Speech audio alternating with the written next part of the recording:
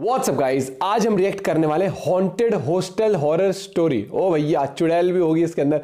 Scary pumpkin की horror story है और इनकी स्टोरीज भाई साहब बहुत गजब रहती है, एनिमेशन होती है लेकिन जो साउंड इफेक्ट्स के साथ। तो अगर आप पहली बार देखोगे इनकी वीडियो तो आप फैन हो जाओगे भैया। हमने तो काफी वीडियोस पहले भी देखी हुई है, तो करते साथ में एंजॉय। और अगर आप लोग सजेस्ट करेंगे तो हम इनके चैनल से और वीडियोस पे भी रिएक्ट करेंगे, तो कमेंट करके जरूर बताना। वीडियो को कर दे लाइक, चैनल तो please subscribe. 1 2 3 go. Only for entertainment. Subscribe करें और देखें एक दिल दहला देने वाली हॉरर स्टोरी। जी बात। बिना घबराए बेल आइकन प्रेस करना ना भूलें। घबराओ मत भैया। और ये मस्त लगता है मेरे को, ये कद्दू। इस कहानी की लेखिका है अरित्री चैटर्जी। हाँ पापा, मैं समय से खाना खा लूंगी। अरे आप चिंता मत करो। नहीं, अभी तो बस हम 2 लड़कियां हैं, एक और लड़की आने वाली है। मीनू अपने पापा से बात कर ही रही थी जब उसने रीमा को बाथरूम से निकलते देखा। अच्छा पापा, मैं अभी रखती हूँ। रीमा और मैं अभी डिनर बनाएंगे। गुड नाइट पापा। बस कुछ ही दिन हुए हैं मीनू को बेंगलोर आए हुए। कॉलेज खत्म होने के बाद उसने आईटी सेक्टर में जॉब ले लिया। नए शहर में इंसान बहुत जल्दी अकेला पड़ जाता है, इसीलिए मीनू को जब इस गर्ल्स हॉस्टल के बारे में अपने ही ऑफिस कॉलीग रीमा से पता चला तो वो भी इधर शिफ्ट हो गई। मकान मालिक ने यह घर वर्किंग वुमेन के लिए हॉस्टल जैसा बनाया है। पहले और दूसरे माले पर 4 लड़कियां रहती हैं और तीसरे माले पर रहती हैं मीनू और रीमा। लेकिन उनके बाजू वाले कमरे में एक और नई लड़की आने वाली है। दिन भर ऑफिस का काम करके दोनों ही बहुत थक चुकी थी, इसलिए वह गरम गरम फुलके वाली रोटी और चिकन बनाने में लग गई। मीनू और रीमा थोड़े से टाइम में ही बहुत अच्छे दोस्त बन गए हैं। वह बातें कर रहे थे और खाना बना रहे थे कि तभी अचानक मीनू ने गेट खोलने की आवाज सुनी। कोई सीढ़ियों से चलकर ऊपर आ रहा था। शायद नई लड़की आ गई। ये कहते हुए रीमा दरवाजा खोलने के लिए गई। फिर जैसे ही उसने दरवाजा खोला उसे एक अजीब सी बेचैनी हुई। चलने की आवाज धीरे धीरे पास आ रही थी। रीमा की दिल की धड़कन तेज हो गई। आवाज पास आती गई और धड़कन बढ़ती गई। किचन में अकेले खड़ी होकर मीनू सोच ही रही थी कि रीमा को इतना टाइम क्यों लग रहा है। तभी उसने पीछे मुड़कर देखा। रीमा दरवाजे पर खड़ी थी और उस तीसरी लड़की का कोई नामो निशान नहीं था। गैस को धीमे करके मीनू भी रीमा के पास आ गई। क्या हुआ? मीनू ने पूछा।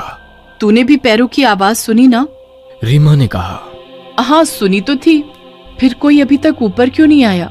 दोनों की आंखें अंधेरी सीढ़ी की तरफ अटकी रही। पैरों की आवाज अब बंद हो गई थी। चल नीचे चलकर देखते हैं, मीनू ने कहा। दोनों लड़कियां सीढ़ी से थोड़ा नीचे उतरी और फिर ऊपर से झांक कर देखा। एक लड़की दूसरे माले के स्टेयरकेस पे खड़ी थी। ऊपर से देखने पर लड़की का घुंघराले बालों से ढका हुआ सर नजर आ रहा था, लेकिन उसका चेहरा देख पाना मुश्किल था। उस लड़की के एक हाथ में सूटकेस और दूसरे हाथ में उसका फोन था। वो फोन पर अपनी माँ से बात कर रही थी। ध्यान से सुनने पर उसकी बातें सुनाई पड़ रही थी। हाँ माँ, खा लूंगी, आप अपना ध्यान रखना, जल्दी ही मिलती हूँ। रीमा और मीनू दोनों उसको ऊपर से चुपके देख रहे थे और उसकी बातें सुन रहे थे। तभी अचानक लड़की ने सर उठाकर ऊपर देखा। ये चीज इतनी जल्दी हुआ कि मीनू और रीमा पकड़े गए। उस लड़की की आंखों में कुछ अजीब था, जिससे उसके साथ आई कांटेक्ट होने पर शरीर में जैसे कपकपी दौड़ गई। गुस्से से देखते हुए वो लड़की धीरे धीरे ऊपर आ गई। मीनू और रीमा दरवाजे पर अपनी ऑकवर्ड स्माइल लेकर खड़े रहे। लड़की उनके सामने आकर बोली। क्या तुम लोग मेरी बातें सुन रहे थे? सिचुएशन को कंट्रोल में लेने के लिए मीनू ने झट से जवाब दिया। नहीं, हमने सीढ़ियों पर किसी के चलने की आवाज सुनी तो दरवाजा खोलने आ गए। लैंडलॉर्ड अंकल ने बोला था कि तुम आज आने वाली हो। मीनू की हाँ में हाँ मिलाते हुए रीमा ने कहा। हम बस तुम्हारा ही इंतजार कर रहे थे। ये मीनू है और मैं रीमा। नई लड़की ने शक भरी नजरों से दोनों को देखते हुए कहा। मैं जामिनी। इससे पहले कि और बातें हो पाती, जामिनी अपना सूटकेस लेकर सीधा अपने रूम में चली गई और जोर से दरवाजा बंद कर दिया। बड़ी ही अजीब लड़की है ये तो, रीमा ने कहा। नई नई आई है, शायद फैमिली को मिस कर रही है। चलो खाना खाकर सो जाते हैं, कल सुबह मीटिंग के लिए जल्दी उठना है। मीनू किचन में वापस चली गई। खाना खाकर दोनों लड़की गहरी नींद सो रही थी। अचानक प्यास लगने पर मीनू जाग गई। पानी का जग मेज पर रखना वो भूल गई थी। रीमा गहरी नींद में उसी के बाजू में सो रही थी।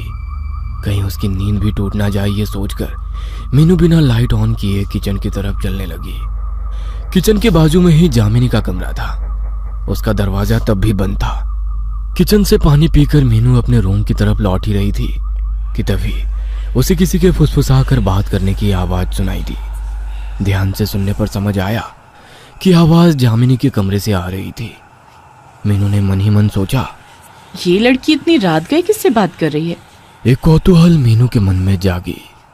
बहुत आहिस्ता से थोड़ी सी भी आवाज किए बिना मीनू जामिनी के दरवाजे तक पहुंची। जासूसी चालू है। फिर उसने हॉल से रूम के अंदर झांक कर देखा तो जामिनी बेड पर बैठी है। उसके खुले काले बाल हवा में उड़ रहे हैं। सुंदर लग रही है। और उसके सामने टेबल पर एक कैंडल जल रही है। क्या कर रही है? जामिनी हाथ में एक फोटोग्राफ पकड़े हुए बेड पे बैठे बैठे झूल रही है और पागलों जैसे बड़बड़ कर रही है। उसके शब्द अच्छे से सुनाई नहीं पड़ रहे हैं, लेकिन उसका ऐसा झूलना काफी डरावना लग रहा है। मीनू कुछ समझ नहीं पा रही थी कि ये नई लड़की ऐसी क्यों है कि तभी उसने ऐसा कुछ देखा जिससे उसके रोंगटे खड़े हो गए। जामिनी ने फोटोग्राफ को टेबल पर रखा और एक छोटा सा बक्सा उठाया। बक्से का ढक्कन खोल के उसके अंदर से उसने एक छिपकली निकाली। जामिनी ने छिपकली को उसकी पूंछ से पकड़ा हुआ था। उल्टी लटकती हुई छिपकली अपने जान की भीख मांगती हुई हवा में तैर रही थी, लेकिन जामिनी ने उसकी जान नहीं बख्शी। उसने अपना मुंह खोला और बिना हिचकिचाए उस छिपकली को निगल गई। घिन और भय से मीनू का शरीर सुन्न पड़ गया था। कैसे कोई जीता जागता इंसान छिपकली खा सकता है? कुछ तो गड़बड़ है इस लड़की के साथ। तभी अचानक जामिनी ने मीनू की तरफ सर घुमाया। पता नहीं कैसे बंद दरवाजे के उस पार से जामिनी को पता चला कि मीनू उस पर नजर रख रही है। ऐसा लगा जैसे किसी ने जामिनी को इत्तला किया हो। मीनू झट से पीछे हो गई और एक सेकंड रुके बिना अपने रूम में आकर दरवाजा बंद कर दिया।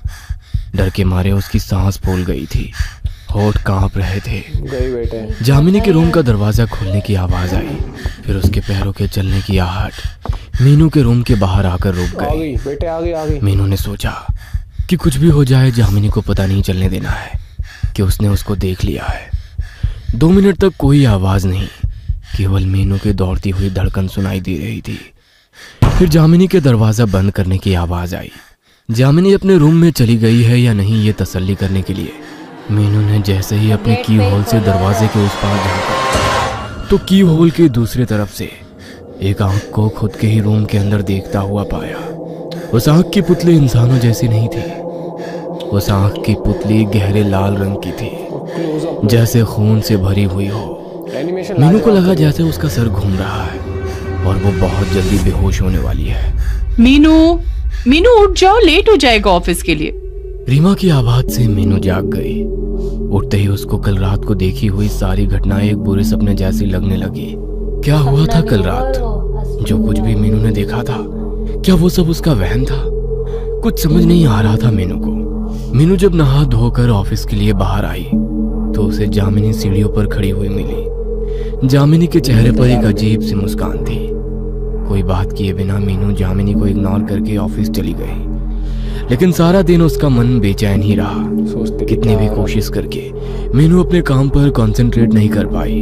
लंच ब्रेक के टाइम रीमा ने मीनू से कहा, क्या बात है, आज तुम कुछ परेशान सी लग रही हो? तबीयत तो ठीक है ना? तुम्हें ये जामिनी कुछ अजीब नहीं लगती? हाँ, अजीब तो है। आज भी सुबह मैंने उसको अपनी माँ से बात करते हुए सुना, लेकिन माँ से कौन इतना छुप छुप कर बात करता है, समझ नहीं आया। मीनू ने कल रात की बातें रीमा को नहीं बताई। ऑफिस का काम खत्म करके मीनू उस दिन घर वापस आ गई। रीमा अपने मौसी के पास गई थी तो आज तीसरे माले पर बस मीनू और जामिनी ही थी। खाना बनाने का आज मन नहीं था, इसलिए मीनू ने रोटी सब्जी खरीद लिया था। वो किचन में अपना खाना परोसी रही थी कि तभी उसका फोन बजा। पापा का कॉल था। हाँ पापा, बोलिए। बेटा, सब ठीक है ना? नई रूममेट से दोस्ती हुई? नहीं, वो उतनी बात नहीं करती। हाँ, मकान मालिक ने बताया मुझे। बेचारी, तुम और रीमा उसका थोड़ा ख्याल रखना बेटा। किसी के बुरे दिन में साथ देना दोस्तों का काम होता है। हम दोस्त नहीं है पापा, लेकिन आप क्या बात कर रहे हो? क्या बुरा है जामिनी के साथ? अरे बेटा, कुछ ही महीनों पहले उसकी माँ गुजर गई। अपनी माँ के सिवा और कोई नहीं था उसका इस दुनिया में। मकान मालिक भी बहुत दुख के साथ बता रहे थे। थोड़ा ध्यान रखना उसका बेटा, ठीक है ना? मीनू के हाथ से उसका फोन गिर गया। फोन का कांच टूटने की आवाज मीनू के कानों में गूंजती रही, लेकिन इस अचानक सदमे की वजह से उसका पूरा शरीर बर्फ जैसा जम गया था। अगर जामिनी की माँ को मरे हुए महीनों हो चुके हैं तो फिर जामिनी फोन पर अपनी माँ से कैसे बात करती है? इससे पहले कि मीनू कुछ और सोच पाती, अचानक से लाइट चली गई। जैसे ही मीनू पीछे मुड़ी, हाथ में कैंडल लेकर जामिनी उसके बिल्कुल पास खड़ी थी। जामिनी की आंखों में एक दहशत छाई थी। डरावनी आवाज में उसने मीनू से पूछा, अब अंधेरे में खाना कैसे खाओगी मीनू? ओ बेटे।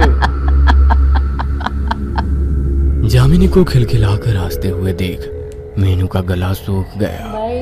कैंडल की रोशनी में जामिनी और भी भयंकर लग रही थी। तुमने खाना खा लिया क्या? कांपती हुई आवाज के साथ मीनू ने पूछा। जामिनी फिर से हंस पड़ी। तुम्हें तो पता ही है मैं क्या खाती हूँ, है ना? मीनू के हाथ पैर सुन्न पड़ गए थे। फिर एक ऐसी घटना घटी जिसके लिए मीनू बिल्कुल तैयार नहीं थी। जामिनी पागलों जैसे हंसने लगी। उसका पूरा बदन हंसी के प्रकोप से कांपने लगा था। हंसते हंसते जामिनी की आंखें उसके सिर के अंदर की तरफ मुड़ने लगी और उन्हीं आंखों के दूसरी तरफ उस रात को देखी हुई लाल पुतलियों वाली आंखें निकल कर आ गई। वो आंखें किसी इंसान की नहीं थी, वो आंखें थी शैतान की। डरते हुए मीनू ने चिल्लाकर कहा, जामिनी, ये तुम्हें क्या हो रहा है जामिनी? लेकिन अब जामिनी का शरीर उसके बस में नहीं था। वो बिल्कुल बदल चुकी थी। उसके चेहरे से दरिंदगी टपक रही थी, जैसे वो बरसों से खून की प्यासी हो।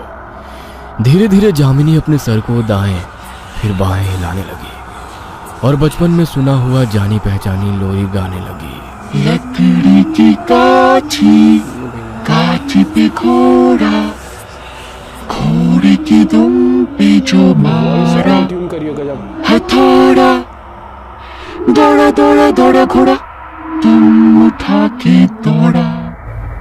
पर अब उसके गले से जो आवाज निकल रही थी वो किसी लड़की की आवाज नहीं थी, वो आवाज थी किसी पिशाच की। ऐसे गाते हुए जामिनी मीनू के ऊपर झपटी। मीनू चिल्लाते हुए जमीन पर गिर गई। तभी पता नहीं कैसे मीनू के फोन में अलार्म बजने लगा। मीनू का अलार्म टोन हनुमान चालीसा का श्लोक था। मीनू के पापा ने कहा था कि हर दिन की शुरुआत भगवान के नाम के साथ करें तो दिन अच्छा जाता है। जैसे ही हनुमान चालीसा का धुन गूंजने लगा, जामिनी ने मीनू को छोड़ दिया। जामिनी अपने कान को अपने हाथों से भींचने लगी, जैसे वो पिशाच जामिनी के अंदर से बोल रहा हो, बंद करो, इसे बंद करो। जामिनी का शरीर जमीन पर पड़े हुए कांपने लगा। उसके मुंह से काला खून निकल कर आने लगा। कुछ देर बाद जामिनी बेहोश हो गई। 2 दिन बाद जामिनी की अस्पताल में आंखें खुली। उसको कुछ भी याद नहीं था। डॉक्टर के मुताबिक जामिनी को अपनी मां के गुजर जाने के गम में दिल का दौरा पड़ा था। लेकिन मीनू जानती है कि जामिनी किसी अतृप्त आत्मा के वश में आ गई थी। शायद जामिनी जब अपनी मां को बुलाती थी तभी कोई पिशाच उसके दुख का फायदा उठाकर जामिनी के ऊपर हावी हो गया था। मीनू को अब यकीन है कि जामिनी उस पिशाच के हाथों से मुक्त हो चुकी है। लेकिन अभी एक बात जो मीनू को खटक रही है वो ये कि सुबह का मॉर्निंग अलार्म शाम की 7:30 बजे कैसे चालू हो गया था। क्या वो जामिनी की माँ थी जिसने एक ही साथ अपनी बेटी और मीनू की मदद की? ओ भैया, भाई खतरनाक है। लास्ट में जिस मोड़ पे छोड़ा ना कि क्या वो उसकी माँ थी जिसने दोनों को बचाया या फिर कोई और शक्ति थी। अगर नेगेटिव एनर्जी थी तो पॉजिटिव एंटिटी भी कोई हो सकती थी वहां पर मेरे हिसाब से। लेकिन भैया स्कैरी थी भाई, स्कैरी जैसे थी। वो एकदम से एक तो छिपकली वाला सीन, एक छिपकली वाला, जैसे आंखें उसकी ऐसे ट्विस्ट होती है, प्लस जो बालों का लुक बनाया था वैसे स्मार्ट लग रही थी। लेकिन जब वो जैसी वो ऐसे घुंघराले और मूवमेंट आते हैं नीचे गिर के, ओ भैया वो स्कैरी था। सिर्फ एंटरटेनमेंट के लिए थी स्टोरी, लेकिन स्टोरीज का यही होता है हॉरर स्टोरीज का कि आप इंजॉय कर पाते हो उनको, वो वाइब्स फील करते हो। जो एनिमेशन थी, जो आवाज, जो आप मतलब जो कैरेक्टर्स को दी हुई थी, जैसे डिस्कशन चल रहा था, और कहीं ना कहीं फिर लोग भी ऐसे रिलेट कर लेते हैं, यार हम हॉस्टल में रहते हैं इस तरीके से, तो एक इंजॉयमेंट अलग होता है। इन स्टोरीज का वाइब अलग रहती है। आई एम श्योर आप लोगों ने इंजॉय करी है। आप लोग बता सकते हो और स्टोरीज जिन पे हमें रिएक्ट करना चाहिए या चैनल्स। बाकी एक और चीज है भाई, हॉस्टल में कौन कौन रहा है? अच्छी थी, मैं रही हूँ। और जब हमारे हॉस्टल में भी ना ऐसा बोलते थे कि बेसमेंट में मत जाना, बेसमेंट में वो एक बना देते हैं तुम ना भी कोई ऐसी, कहानी बताओ पर अपनी यार तुम्हारी। डर तो लगता था। है ना भैया, रहता है, मस्त रहता है। लेकिन मैं स्कैरी पंपकिन का एक तो इनकी जो कैरेक्टर्स की हर एक की जो मुझे लुक मतलब रहता हॉरर है स्टोरी ना एनिमेशन के साथ अच्छी लगता है, जैसे नरेशन स्टाइल होता है ना, फिर उसने कहा बड़े सन्नाटे से आपने कितने बजे देखी, ये भी इंटरेस्टिंग रहेगा बताना। आपने कंबल में बैठ के सर्दी में और भैया चुपके से कानों में ईयरफोन लगा के, माहौल अलग ही बन जाता है भैया। और हॉरर वीडियो देखना हम तो ऐसे मुझे हॉस्टल वैसे में करते थे, स्पेशली सर्दियों में रात में बैठ के चलो यार आज भूत की बातें करते हैं, आसपास के रूम वालों को भी बुला लेते थे। भैया मिलते हैं आप लोगों से एक और वीडियो के साथ। Bye bye, take care.